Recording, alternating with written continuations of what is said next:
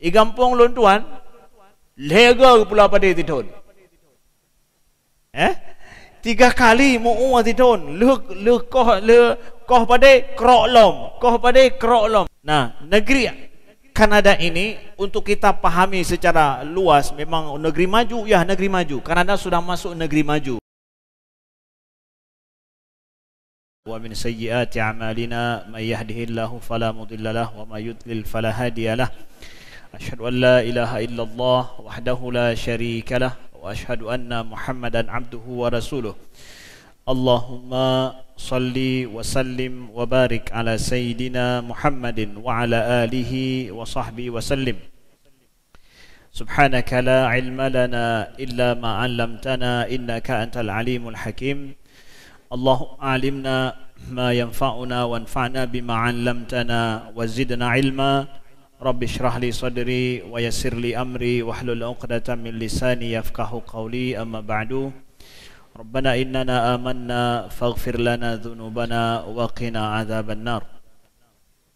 Saudara-saudaraku yang dimuliakan Allah, para hadirin dan hadirat yang telah berhadir di Masjid Al-Ma'mur, Lamprit, Kota Banda Aceh.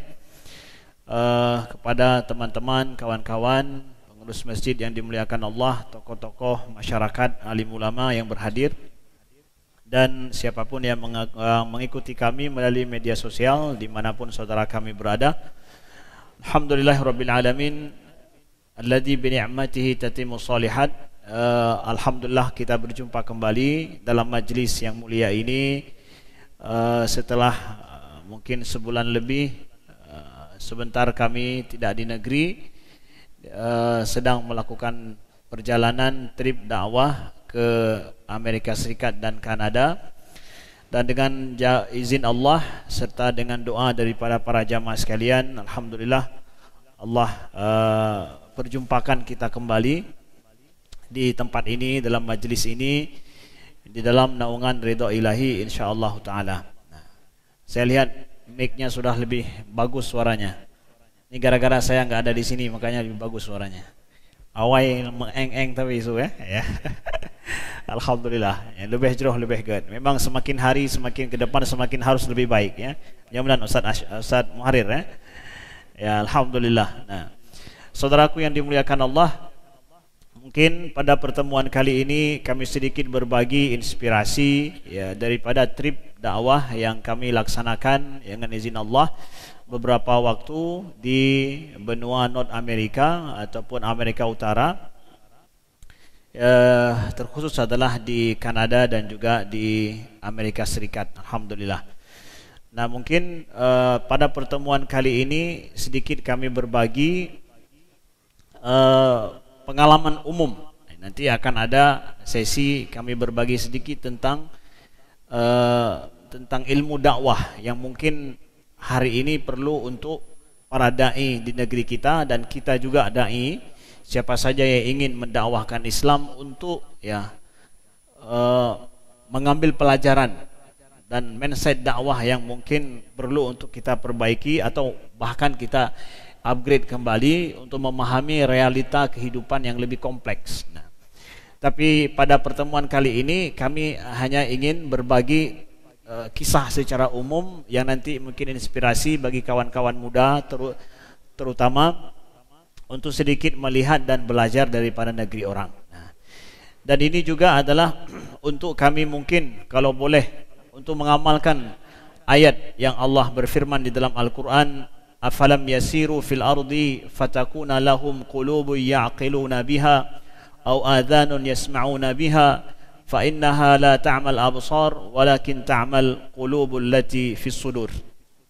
Surah Al-Hajj ayat 46. Nah, Allah berfirman, afalam yasiru fil ardi, tidakkah mereka itu berjalan di muka bumi, fatakuna lahum qulubun ya'qiluna biha, dan mereka memiliki qulub, lalu mereka memiliki hati yang dengan hati itu mereka berpikir, ya, yang dengan hati itu mereka berpikir, au adzanun yasma'una biha, ataupun mereka memiliki telinga yang dengan telinga itu mereka bisa mendengar, ya.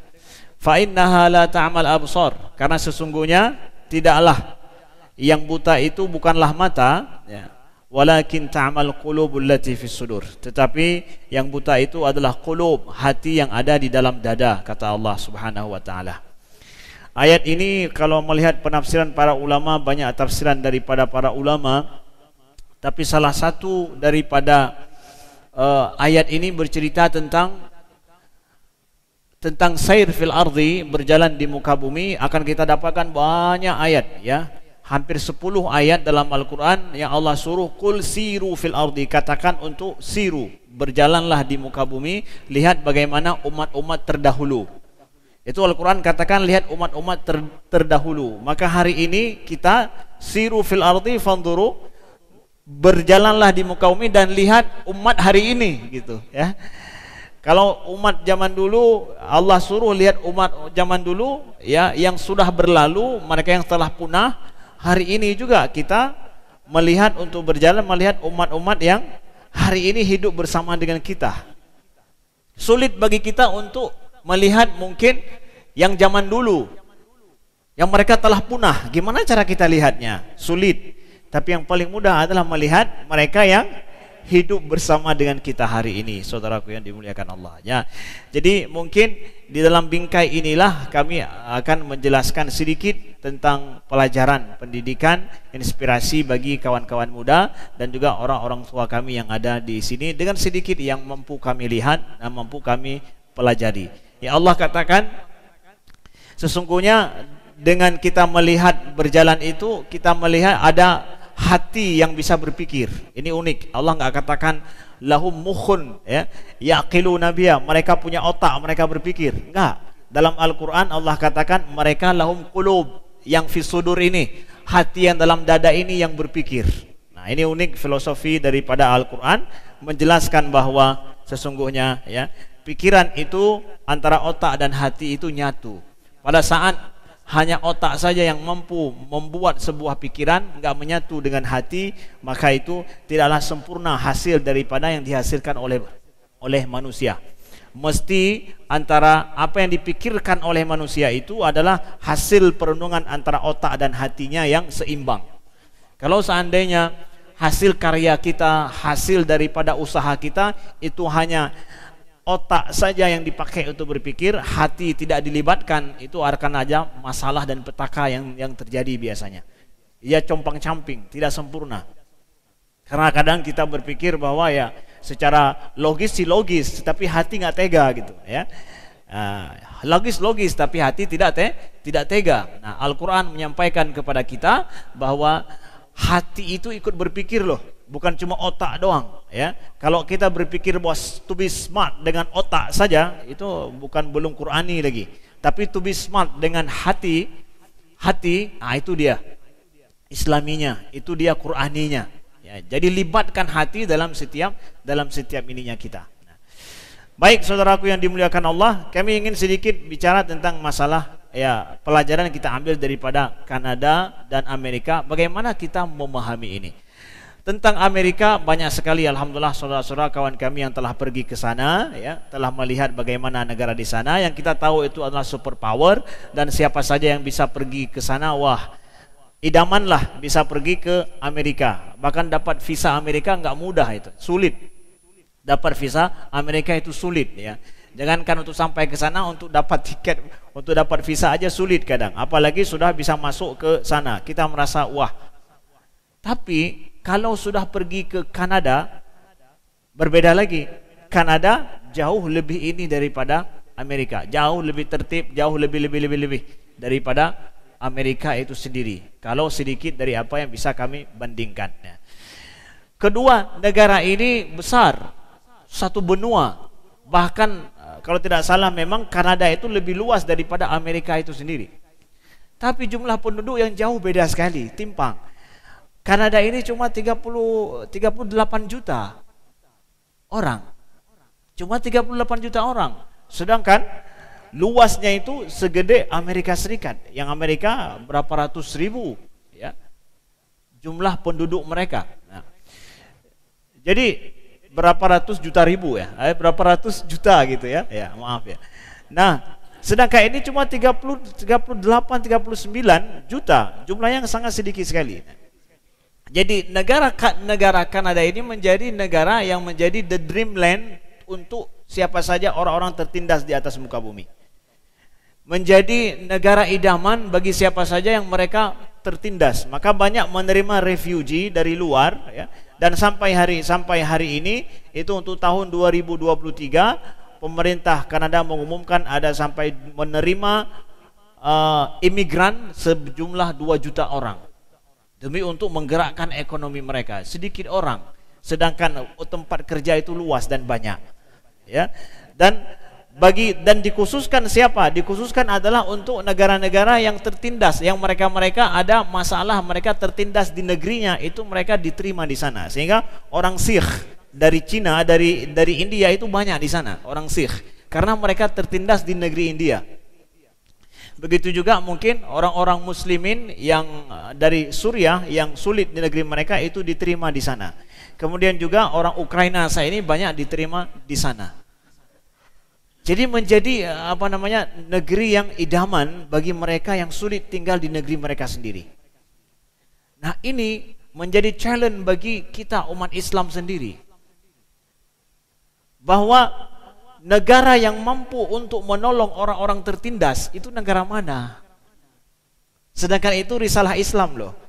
Risalah Islam di mana Islam ini yang rahmatan lil alamin, muslimin ini semestinya mereka yang mampu untuk memberikan pertolongan bagi siapa saja yang tertindas di atas muka bumi.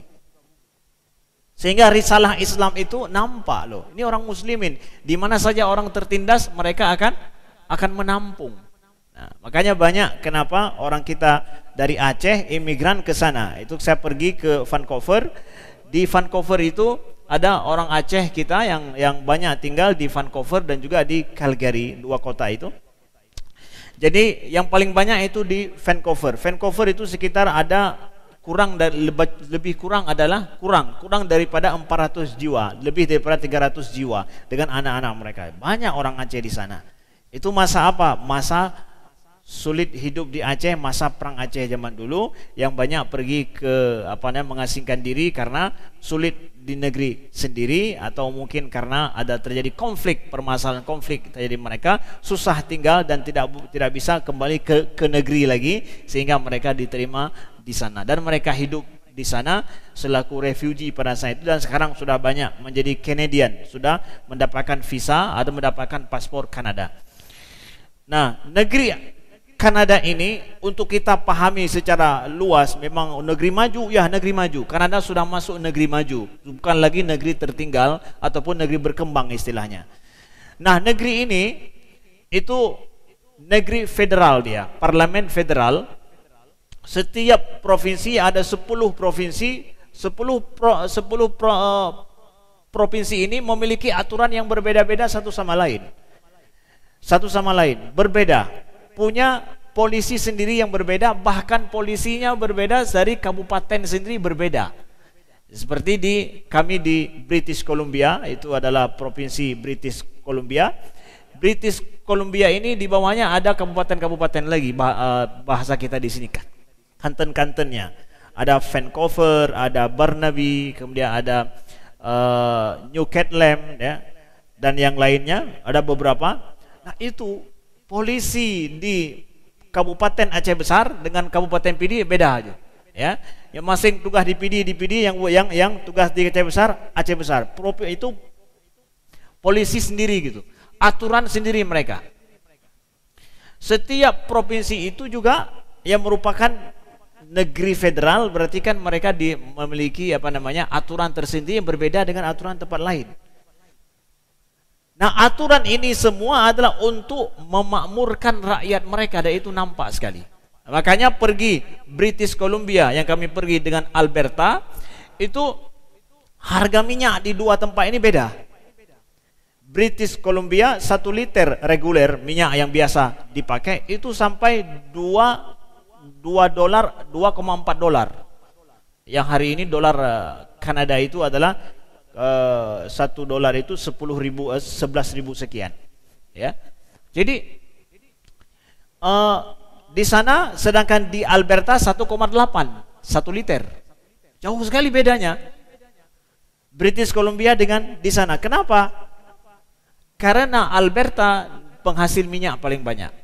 Jadi pemerintah Alberta, provinsi itu meringankan, menjadikan minyak itu murah bagi rakyatnya. Jadi mereka kalau ngisi minyak, orang British Columbia pergi ke Alberta, kasih minyak banyak-banyak di sana, taruh minyak banyak-banyak ya. Kemudian balik ke British Columbia. Nah, jadi di setiap negara, setiap provinsi boleh mengatur rakyatnya secara makmur. Dan Alberta ini karena penghasil minyak, laba daripada minyak itu setiap tahun dibagi untuk rakyat. Paduk na laba katanya, le laba jok bagi ke rakyat. Satu provinsi. Sedangkan di British Columbia mereka enggak ada. Udah, mereka enggak dapat itu. Ya tinggal di sana dapat. Dibagi sampai begitunya, saudaraku yang dimuliakan Allah, ya. Jadi aturan itu sehingga setiap negara bagian itu berpikir untuk rakyatnya sendiri. Satu, ya. Jadi sudah berbeda berarti negara kita dengan negara Kanada dari sisi ini pengelolaan negara berbeda. Nah, ini kita belajar dari negara orang. Negara orang berhasil dengan itu. Amerika juga begitu. Setiap state itu juga adalah federal Amerika. Maka negaranya luas tapi semua saling menjaga rakyatnya sendiri, memakmurkan rakyat sendiri dengan kapasitas kemampuan daripada alam yang mereka miliki, dan juga orang-orang yang cerdas yang ada bersama dengan mereka di situ. Kemudian kalau bicara masalah aturan, ini paling penting, ya. Kalau kita bicara negara ini, bicara masalah aturan. Kalau boleh kami katakan adalah bahwa yang menjadikan negara ini maju bukan dari sisi alamnya, tetapi dari sisi aturannya. Secara alam ini mungkin enak dilihat di video, di film atau di gambar, tapi nggak enak untuk dialami. Ya mungkin nonton video ada salju, aduh main salju, itu acting sebentar, setelah itu menggigil. Apalagi kalau harus hidup di sana. Saat ini di Alberta itu saljunya sudah 1 meter di depan. Jadi yang tanya bengah-bengah kruk salju ya. Minus 20, sangat sulit hidup di sana, sulit sekali secara alamnya ketika musim dingin. Dan musim dingin dimulai dari bulan November ini sampai nanti bulan Maret, April. Aprilnya baru berakhir. Pada bulan November, Desember, Januari, Februari, Maret, April, 5 bulan. 5 bulan itu menggigilnya bukan main. Kita di sini nggak ada masalah, cuma hujan doang yang ada, cuma hujan saja. Sedangkan alamnya kita bisa kerja 24 jam, nggak ada masalah. Secara waktu kerja, alam juga kita lebih bisa produktif daripada mereka. Pertanian pada saat musim dingin ini tutup semua pertanian, nggak ada pertanian. Nanti ketika musim gugur, ketika musim panas baru mereka bertani. Kita i gampong lontuan lega pula pada tidon. 3 kali mau tidon le koh pada krok lom. Hana itu apa namanya? Itu tanah enggak sempat istirahat. Hana itu bernafas dan ya. Man di sini si alam tidak mendukung. Alam tidak mendukung. Untuk maju kita lebih bisa maju pada negeri khatulistiwa. Tapi apa? Aturan, saudaraku yang dimuliakan Allah. Aturan ini yang menjadikan negara ada loh. Gara-gara aturan. Yuk sedikit kita menilik bagaimana aturan yang ada di sana. Dari satu kisah saja saya kisahkan, contoh kecil misalkan. Kalau kita pergi ke sana pasti katakan, oh rapi, tertib, bersih. Itu yang nampak dulu loh. Rapi, tertib, bersih, jalannya luar biasa, rapi dan tertib. Jangan dinilai dari jalan yang bersih dan rapi itu, nilai di belakang itu ada apa. Ya, di belakangnya itu kok bisa jalan itu bersih, rapi dan tertib.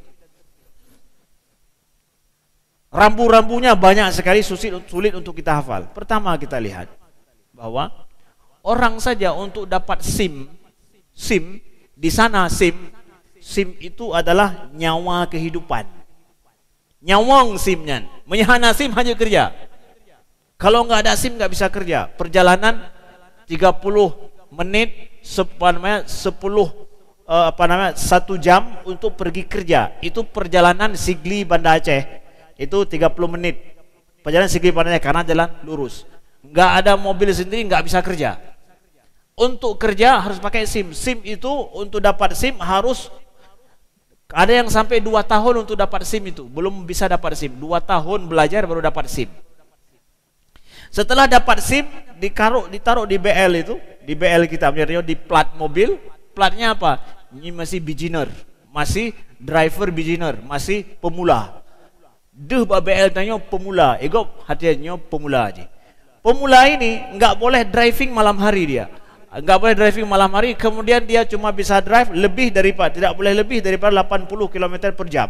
Lebih daripada itu tidak boleh. Kalau ada yang lihat dia driving lebih daripada itu, langsung di call. Ini pemula, kok sama dengan saya dia jalannya. Kan kita tahu misalkan mau lari 100 BL kita pemula nih, ya. Orang bisa call kita. Ini sama 100 jalannya ini ya. Di call. Kalau di call udah cabut SIM itu. Jika dicabut SIM kadua ton. Kadua ton kata minta, cabut SIM. Enggak bisa melanggar. Semua care dengan itu. Ya. Nah, contoh kecil itu masalah SIM. Begitu juga kalau melanggar, ya, melewati bis umum misalkan, bis umum yang banyak dinaiki oleh penumpang umum, kita harus kalau berhenti atau itu harus di belakang, nggak boleh mendahului bis itu. Kalau kita mendahului berarti menyalahi aturan. Tetap yang orang yang ramai dalam diprioritaskan. Tanya hanjuk berangkah ta lalui, tarik SIM, depending SIM 3 hari misalkan. Pending SIM 3 hari, kita nyo kerja kagak ada leuro. Kerja kagak ada leuro. Contoh kecil, itu udah dapat SIM. Sehingga untuk dapat SIM orang harus paham semua jalan, harus paham semua rambu-rambu baru bisa mendapatkan SIM itu. Jadi hafal semua rambu-rambu. Coba bandingkan saudaraku yang dimuliakan Allah, kita negara paling maju dalam masalah SIM. 1 hari kelar atau 1 jam kelar. Nah, jadi melihat daripada misalkan aturan ini, negara kita termaju di dunia dibandingkan mereka ketinggalan. 2 tahun baru menempuh SIM, ketinggalan tak nangro? Iya enggak? Terbelakang sekali Kanada itu. Kita 1 hari bisa kelar. Betapa cerdasnya orang Indonesia, betapa cerdasnya kita orang Aceh. Pokoknya sigonya hafai mandum, jep mandum, wiu nun, atrek kena selesai, itu bit SIM. Maka bajalan kitanya lebih rapi daripada awaknya. Ya? Kanya mana? Tapi salah tanya road, hana salah tanya, apa nak salah tanya, iperno bitan. Ya? Nothing to blame, ya. Tidak bisa kita blame. Blame siapa ini?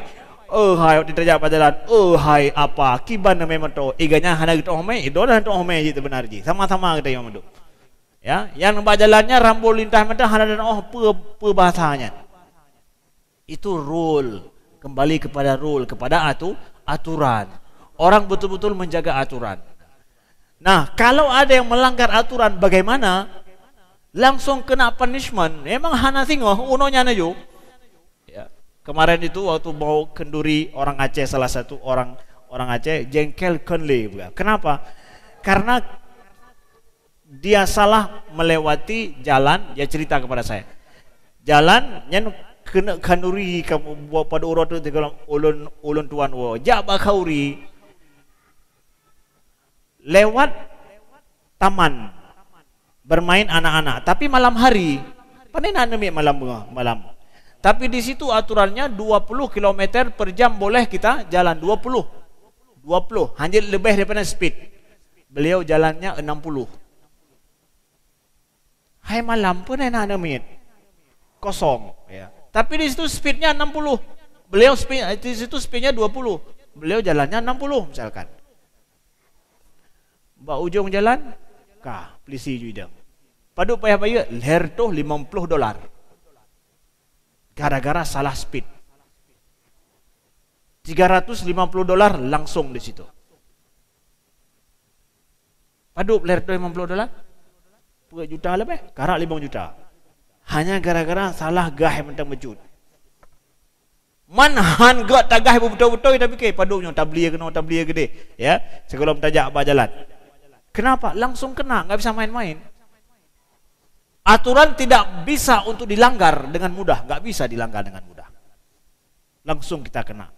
Mendawainan dihakim, hakimnya kena mendakwa. Ya, silakan enggak setuju dengan ini silakan dihakim nanti. Ya, enggak mau terima cabut SIM-nya. Cabut SIM-nya hanya kerja tengok. Kibat. Aturan saudaraku yang dimuliakan Allah. Maka ketika kita lihat hayu tat orangnya sino hanang je ya gada peng nak mendom. Je cheat ya. Kenapa? Ya mereka kalau enggak bisa ikut aturan, kalau enggak sesuai dengan aturan yang sudah ada, maka mereka akan banyak permasalahan dengan mereka yang terjadi. Nah, itu contoh kecil aturan di jalan. Nah, dalam buat rumah, contoh misalkan dalam buat rumah, untuk buat rumah kebanyakan di Kanada itu rumah dari kayu, walaupun nampak seperti rumah beton. Sebenarnya bukan rumah beton, itu adalah konstruksi kayu.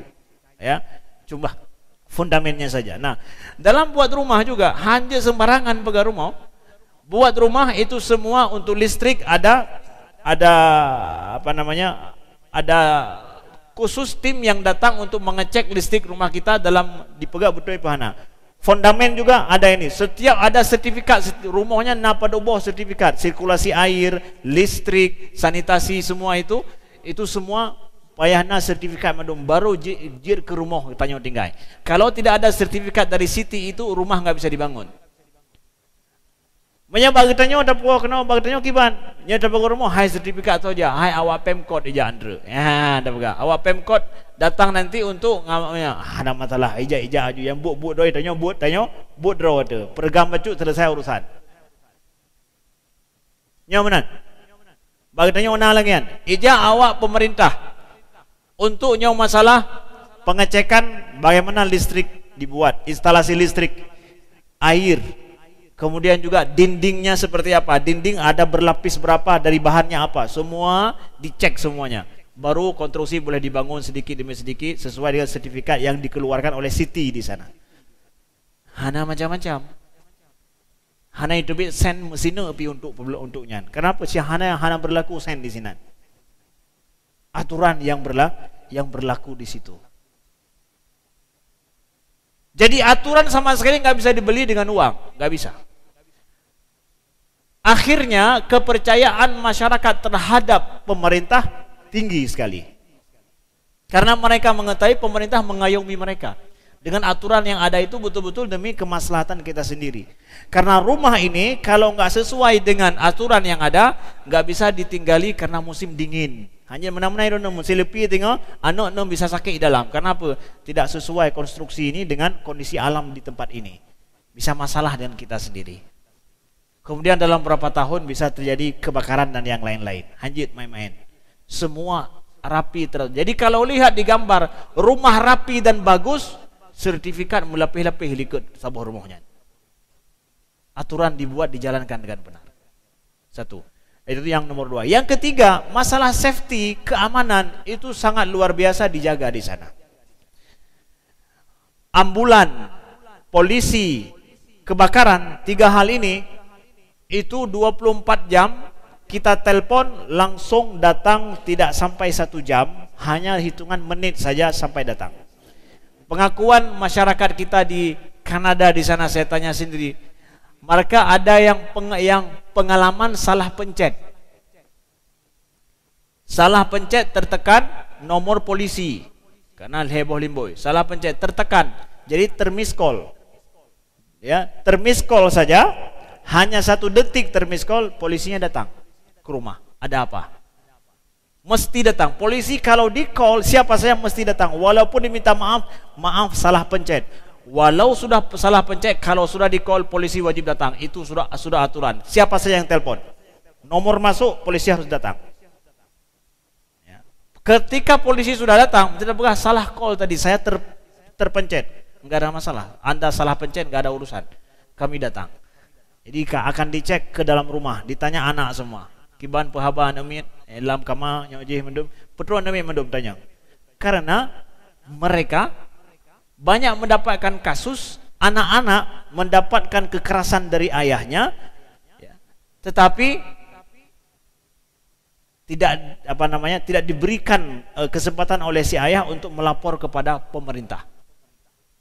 Maka kapan saja salah tekan saja, mereka akan pastikan dulu anak-anak semua oke, nggak ada masalah, orang tuamu nggak ada menganiaya kamu macam-macam, nggak ada masalah, nggak, it's oke, salah berarti salah pencet.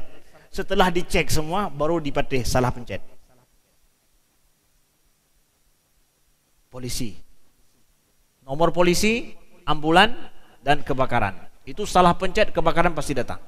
Salah pencet je, halamnya kalian pegang, hai salah pencet bet ni jak rugon, hana urusan. Terus kenan, hana pui, hana tapena, baru betul salah pencet berarti. Begitu terjadi negeri orang. Aturan. Oh, sekarang mau misalkan di jalan. Maaf cakap kita katakan. Di jalan. Kita melanggar. Polisi menilang kita. Tak pergam becut.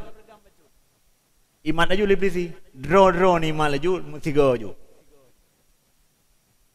Ya. Draw iman. Kenapa? Kai temong ji, lebih lama mendapat gaji ji daripadanya karena nyo orang yang tidak patuh pada aturan berusaha menyogok polisi lagi. Abih na idona. Draw na kenang. 2 kali kenang, 3 kali kenang. Ya, ketidakpatuhan terhadap aturan. Jadi luar biasa aturan diterapkan sehingga menjadikan negaranya seperti itu.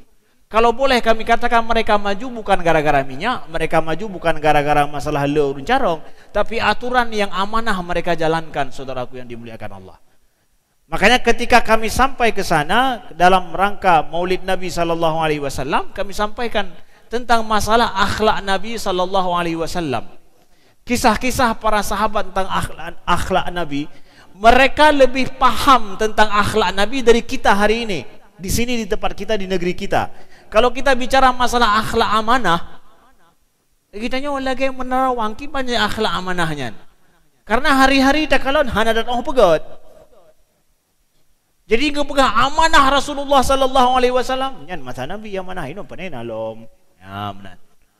Hana datang formule. Kenapa? Hari-hari kita enggak begitu.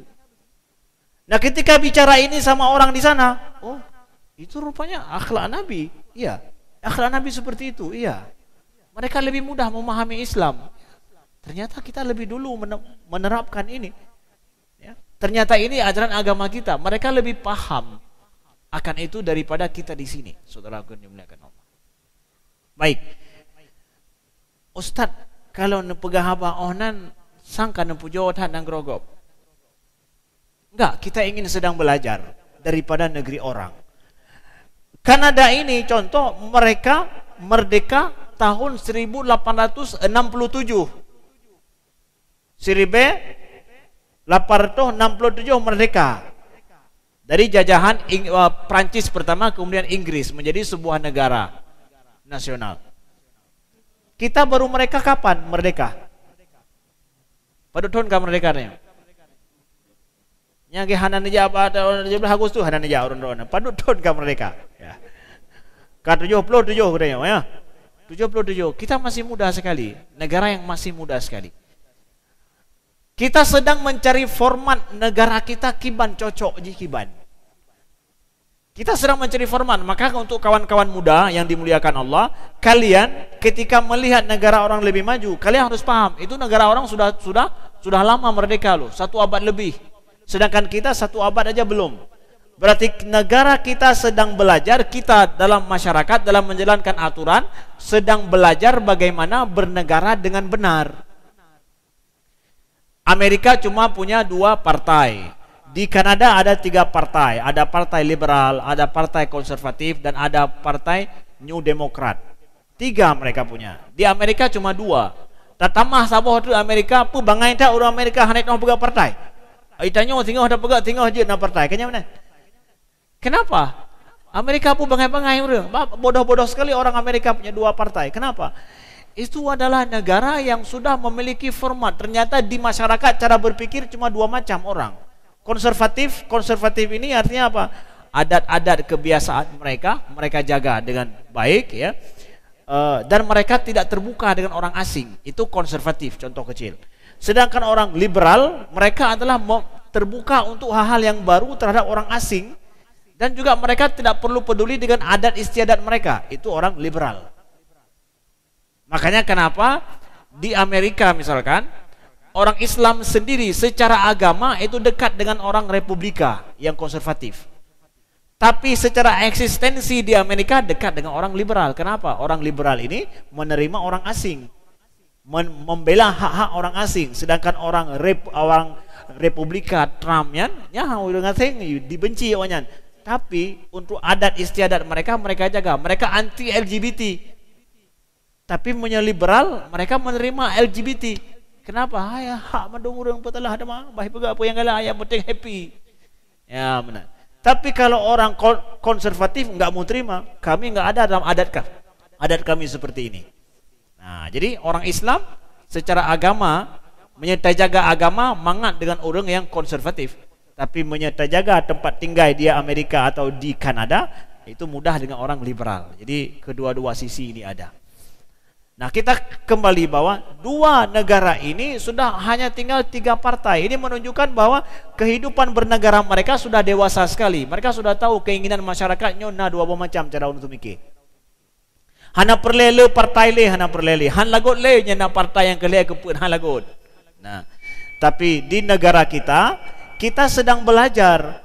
Partainya udah pegot kamatili, pegot lain lom kamatili punya haikap. Kenapa? Ternyata aspirasi masyarakat kita sedang belajar gimana sih masyarakat maunya apa. Ya, buat partai ini hilang, partainya pada 20 tahun ke hana to pilih partainya, kamu muncul partai lain. Ya, kita sedang belajar bernegara yang baik. Jadi amanah kami kepada kawan-kawan muda, masa kita hari ini itu masa transisi kawan-kawanku. Kita ni masa transisi daripada masa orde baru, orde lama kepada masa yang kita berpikir secara yang berbeda. Masa kita ni masa transisi.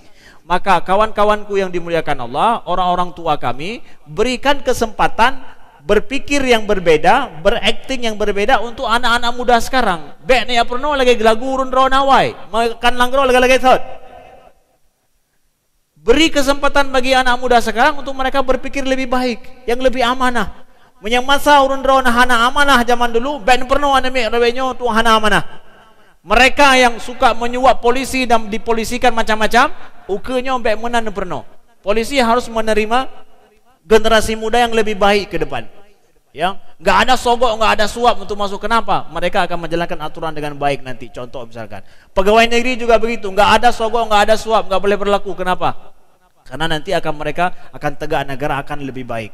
Berikan kesempatan yang good. Maka orang-orang tua kami yang berada sekarang di jabatan yang baik, berikan kesempatan bagi anak muda secara baik. Ben pelaku lagi urun rona waile.